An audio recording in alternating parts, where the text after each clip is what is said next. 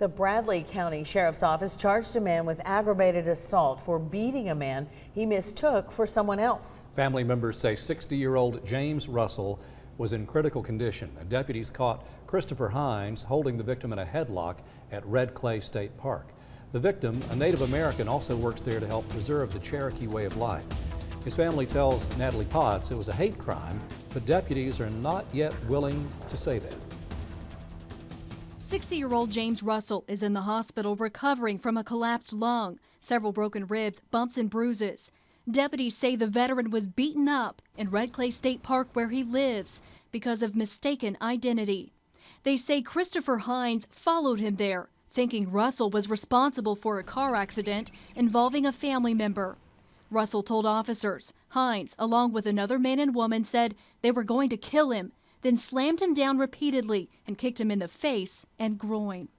Deputies found Russell in a chokehold, but family members say Russell was the one in handcuffs first, made to take a breathalyzer test.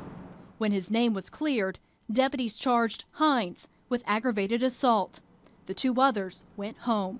Now, there was indication that there was two other people involved in the scuffle. And what we told the victim and the family is that basically it was a simple assault. In the state of Tennessee, any misdemeanor, any arrestable misdemeanor has to happen in the presence of the officer. Russell made a statement to deputies, then went to the hospital by personal vehicle and told his grandson what happened. The guy stuck his fingers into his nose and pulled it back away from his face, and it left a 1-inch tear on the left nostril. And they pulled back his ponytail, and they told him that they'd always wanted to know what it felt like to scalp an Indian. Byron Russell called Channel 3 for help.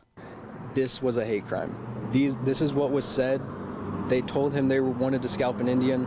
They almost killed him. It wasn't aggravated assault. While deputies know about the claims from a third party, they say they never heard this side of the story on the scene. Was there not a follow-up interview with the victim in the hospital? Not by us. The victim was talking to our deputies. We got his side.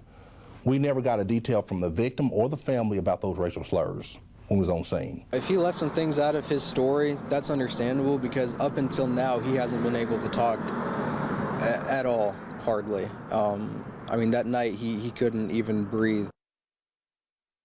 That story reported by Natalie Potts this evening. After the interview, the Bradley County Sheriff's Department spokesperson, James Bradford, called Byron Russell. He now says a deputy will meet with Russell and his grandfather for another statement, and they will take the investigation from that point.